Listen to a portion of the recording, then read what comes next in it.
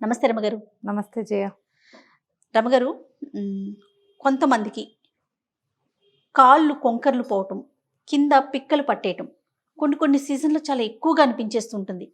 ఒళ్ళు విరుచుకున్నా లేకపోతే మార్నింగ్ లేవగానే అసలు ఒకసారి అయితే ఒక్కొక్క క్షణం ప్రాణం పోతుందా అన్నట్లుగా అనిపించేస్తుంది. మళ్ళీ కొంతసేపటికి అది సర్దుకుంటుంది. యాక్చువల్గా అది మెగ్నీషియం తగ్గితే అని చెప్తుంటారు కదా, దీనికి ఏమైనా రెమెడీస్ ఉన్నాయా ఇంట్లో చేయదగినవి? ఫుడ్లో చెప్తారు జయ. జనరల్గా అంటే ప్రెగ్నెన్సీలో వస్తాయి, పిక్కలు పట్టేస్తాయి, పిక్కలు పట్టేస్తుంది. సడన్గా ఒకసారి కాలు వేళ్ళు అవి మనం నడుస్తుంటామా, బొట్టన వేలు పక్క వెళ్ళిపోతుంది. అవునవును. చేతులు కూడా కొంకరిపోతాయి. చలికి కొంకర్లు పోవటం ఒకటి మనకు తెలుస్తుంది. చలికి కూడా ఒక పక్కకు తోసేసినట్టు అయిపోతుంది. చలికాలాల్లో ఎక్కువగా కనపడతాయి, ప్రెగ్నెన్సీలో కనిపిస్తుంది. ఆర్థరైటిస్ ఉన్న వాళ్ళకి ఆ వేలు కొంకరిపోతుంది, కాలు బొట్టన వేలు కొంకర్లు పోతాయి, పిక్కల్లో పట్టేస్తాయి. ఇవి సహజంగా ఉంటూనే ఉంటాయి. ఒక ఏజ్ వచ్చాక కూడా వీటి బారిన పడుతూ ఉంటాం. మెగ్నీషియం తగ్గితేనే లెవెల్స్ తగ్గినప్పుడు వస్తుందని. ఇమీడియట్గా అయితే అరటిపళ్ళు తింటే బాగుంటుంది. అరటిపళ్ళు ఎక్కువ తింటుంటే మనం తగ్గుతుంది. కాకపోతే ఓవర్ వెయిట్ ఉన్న వాళ్ళు అరటిపళ్ళు తినలేం కదా అనిపిస్తుంది. ఒకసారి ఇట్లా కొంకర్లు పోతాయని మనం వెళ్ళే డాక్టర్కి చెప్తే మెగ్నీషియం రిచ్ ఏమైనా మెడిసిన్ ప్రిస్క్రైబ్ చేస్తారు. ఫుడ్లో మనం కొంత జాగ్రత్త పడచ్చు చేయ. బాదంలు, పెరుగు తీసుకోవటం, సోయా పన్నీర్ ఉంటుంది, తోఫు అంటాం కదా, అవి తీసుకోవటము. తర్వాత బ్లాక్ బీన్స్ అంటారు, మామూలు మనం ఇవి తినం అసలు. ఏవి సోయాలు తినము, రాజ్మాలు అవి అసలు మనం తినం. మనకు ఒక రకం ఫుడ్ అలవాటు కదా. ఇలా మెగ్నీషియం డౌన్ అయిన వాళ్ళు కొంచెం చింతపండు తగ్గించాలని చెప్తారు మా ఇళ్లలో. చింతపండు తగ్గించుకోమంటారు. ఇమీడియట్గా కాళ్ళు నొప్పులు, మజిల్ స్పాజమ్స్ ఎక్కువ వస్తాయి. అవునవును. పిక్కల్లో పట్టేయడం, ఒళ్ళు విరుచుకోగానే వీపులో ఎక్కడో చోట పట్టేస్తుంది. ఒక ఏజ్ వచ్చాక వీపులో పట్టేయడం చాలా ఎక్కువైపోతుంది జయ. ఊరికే నిద్ర లేవగానే పట్టేస్తుంది. చిన్నగా చేయి చేస్తే వీపులో పట్టేస్తుంది. పై ఊపిరి కుట్టు అంటారు, పైకి కిందకి పోతూ ఉంటుంది. అవన్నీ కూడా లో మెగ్నీషియమే. డాక్టర్కి తప్పకుండా చెప్పాలి. రెమెడీస్కి ఫుడ్డే దానికి రెమెడీ. మెగ్నీషియంని పెంచుకోవటం మనం ఇచ్చుకోవాలి. మేమేం చేస్తామంటే మెగ్నీషియాఫాస్ అని ఉంటుంది. మన హోమియోపతిలో 12 టిష్యూస్ ఉన్నాయి, అందులో మెగ్నీషియాఫాస్ ఉంది.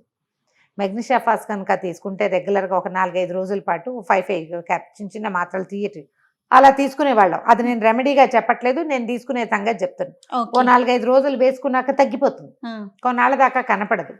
మనకేంటంటే శరీరంలో రకరకాల ఇవి వస్తాయి. ఏంటంటే కాంబినేషన్స్ మారిపోతుంటాయి, ఎప్పటికప్పుడు బ్యాలెన్స్ పోతూ ఉంటుంది. ప్రతి నెలకి నెల సెల్స్ అన్ని రివైజ్ అయ్యి మళ్ళీ వస్తుంటే మనం విన్నాం డాక్టర్ దగ్గర 2-3 దగ్గర మనం మాట్లాడినప్పుడు. ఈ దాంట్లో చేంజ్లో మన హార్మోనల్ ఇంబ్యాలెన్స్ కావచ్చు, ఏవో రకరకాల బ్యాలెన్స్లు కోల్పోతాము. మనం ఫుడ్స్లో కూడా ఏవో తగ్గిపోతాయి. దాంతోపాటు మనం తీసుకునే ఆహారము, మన శారీరక మానసిక స్థితులు, మన లివర్ ఫంక్షనింగ్, మన బోన్ హెల్త్, ఇవే కాకుండా వాతావరణం, ప్రతికూల వాతావరణ పరిస్థితులు, స్ట్రెస్, యాంగ్జైటీ, అవన్నీ కూడా ఈ బ్యాలెన్స్ని చెడగొడుతూ ఉంటాయి. ఓకే. ఈ బ్యాలెన్స్ పోయినప్పుడల్లా మనకి కాళ్ళు తిమ్మిర్లెక్కిపోవటము, కాళ్ళు కొంకర్లు పోవటము, తర్వాత ఏమో ఆహారం అరుగుదలకు రాకపోవటము, నిద్ర పట్టకపోవటము. బ్యాలెన్స్ అవుట్ అయినప్పుడల్లా a sort of balance out అయిందో దానికి సంబంధించిన ఇబ్బంది వస్తూ ఉంటుంది. ఎప్పుడు శారీరక మానసిక ఆరోగ్యాలు బాగుండాలంటే స్ట్రెస్ మేనేజ్మెంట్ చేత కావాలి మనకి. రెగ్యులర్ ఎక్సర్సైజ్ ఉండాలి, ఫుడ్ బ్యాలెన్స్డ్ డైట్ తీసుకునే ప్రాక్టీస్ కావాలి. వాటర్ ఇంటేక్ తగ్గినా కూడా అలా జరుగుతుందని విన్నాను రమ్మగారు, మరి అది ఎంతవరకు కరెక్ట్ నాకు తెలియదు. వాటర్ ఇంటేక్ కూడా పెంచుకోవాలి. కిడ్నీ హెల్త్ వల్ల కూడా, కిడ్నీ హెల్త్లో ఏదైనా తేడా వచ్చినా కొంకర్లు కనపడతాయని చెప్తారు. ఈ పిక్కలు పట్టేటాలు అవన్నీ కూడా. మనం కొంచెం కిడ్నీ హెల్త్ అంటే శుభ్రంగా మంచినీళ్ళు ఎక్కువ తీసుకోవటం. చాలా మంది ఏంటంటే ఆఫీసులకి, కాలేజీలకు వెళ్ళే పిల్లలు యూరినేషన్, బాత్రూమ్కి వెళ్ళాల్సి వస్తుందేమోనని రెస్ట్ రూమ్కి వెళ్ళకుండా ఉండడం కోసం నీళ్లు తాగడం మానేస్తారు. స్కిన్ పాడైపోతుంది దానివల్ల. బ్యాలెన్స్ పోయింది కదా బాడీలో. లాంగ్ రన్లో ఈ కిడ్నీ స్టోన్స్ లాంటివి వచ్చేందుకు అవకాశం ఉంది.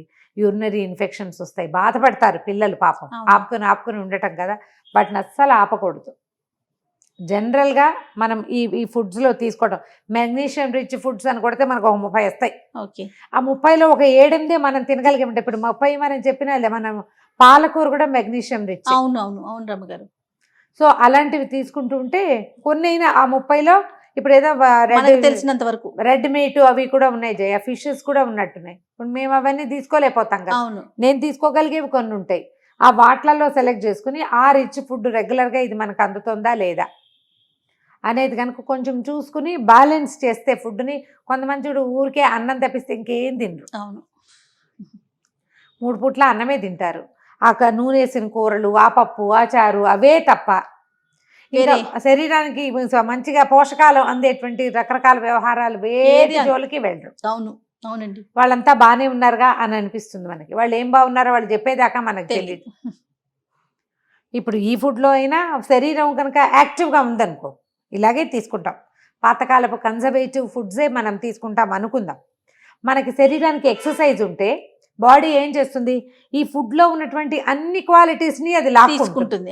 కరెక్ట్ అండి. మనకి ఎక్సర్సైజ్ లేదనుకో మనం బ్యాలెన్స్డ్ డైట్ తీసుకున్నా సరే శరీరం తీసుకోదు, అది ఆ పని చేయదు. అవును, శరీరానికి నేర్పించాలి. వంగి లేచి కూర్చుని ప్రతి పని చేత్తో చేసుకుని, బరువులు ఎత్తి, కాస్త దూరం నడిచి, ఓ 10 మెట్లు ఎక్కి, కాస్త తోట పనో దొడ్లో పనో ఇంకోటో చేసుకుని, ఓ కొంత ఎక్సర్సైజ్ చేస్తే మనం ఏ ఫుడ్ తీసుకున్నా, మామూలు కన్జర్వేటివ్ డైట్ తీసుకున్నా, ప్లాన్డ్ డైట్ తీసుకున్నా, దాంట్లో నుంచి మనకు కావాల్సిన ఈ పొటాషియంలు, మెగ్నీషియాలు అవి ఇవి సమస్తమైన వ్యవహారాలని శరీరం తీసుకుంటుంది. ఎక్కడెక్కడ ఏ అవసరం ఉంటే అక్కడక్కడి నుంచి అది లాగేసుకుంటుంది. మనం ఇది చేయకపోతే అది చేయదు. ఇది ఒక డాక్టర్లే కావక్కర్లా ఈ వ్యవహారాలు అర్థం అవడానికి. మనం కొంచెం సరిగా ఆలోచిస్తే మనకు తెలిసిపోతుంది. సో ఫుడ్తో పాటు శరీరానికి శ్రమ కలిగించాలి. ఎంతో కొంత మనం శ్రమ కలిగించాలి, కాస్త దానికి నేర్పిస్తే తీసుకుంటుంది. అయినా కూడా ఈ పాపం కొంచెం పెద్ద వయసు వచ్చాక ప్రెగ్నెన్సీలో కానీ వాళ్ళు ఏమి ఎక్సర్సైజ్ చేయగలుగుతారు, ఏదో అసలు నడుస్తారు. పెద్దవాళ్ళు కూడా ఎంతో చేయలేకపోతారు.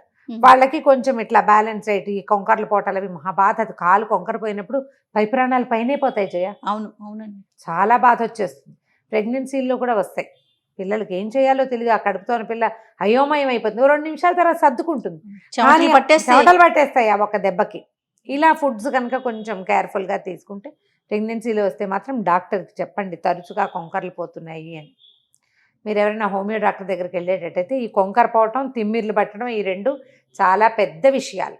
అక్కడ చెప్తే కరెక్ట్గా సెట్ అయిపోతుంది. మెడిసిన్ ఇస్తారు, సరిగ్గా సెట్ అవుతుంది. ఇంగ్లీష్ డాక్టర్ అయినా మీరు రెగ్యులర్గా వెళ్ళే డాక్టర్కి చెప్తే దాన్ని తగినట్టుగా బ్లడ్ టెస్ట్ చేస్తారు, కంప్లీట్ బ్లడ్ పిక్చర్ ఏదో చేయిస్తారు కదా, అందులో ఏవేవి తగ్గినాయి, మెగ్నీషియం తగ్గిందా అనేది చూసి దానికి కావాల్సిన మెడిసిన్ ఏదైనా పెడతారు. మీ డైట్ ఒకటి ప్లాన్డ్గా ఇస్తారు, దాని ప్రకారం చేస్తే కొద్ది రోజుల్లో ఈ సమస్య తగ్గిపోతుంది. దానికి మెగ్నీషియం అందగానే మానేస్తుంది కొంకర పోవటం. అవును, మనం మాట్లాడుకోవటానికి చిన్న విషయం అయినా రమ్మగారు ఫేస్ చేస్తే గనక చాలా పెద్దగా అనిపిస్తుంది. చాలా పెద్దది. పిక్కల్లో పట్టేయటాలు, కండరాల్లో నొప్పులు, వీపులో పట్టుకోవటము అవన్నీ భలే బాధిస్తాయి. చాలా బాధగా ఉంటుంది. తిరగలేరు, నడవలేరు, ఎంత ఇబ్బందిగా ఉంటుందో. మనుషులు చూస్తే చక్కగా బాగానే ఉంటారు పాపం. సో ఫుడ్ లో మార్పులు చేసుకోవాలి, అలానే డాక్టర్ని తప్పకుండా కన్సల్ట్ చేసుకోవాలి. రైట్ అమ్మ గారు, నమస్తే. నమస్తే.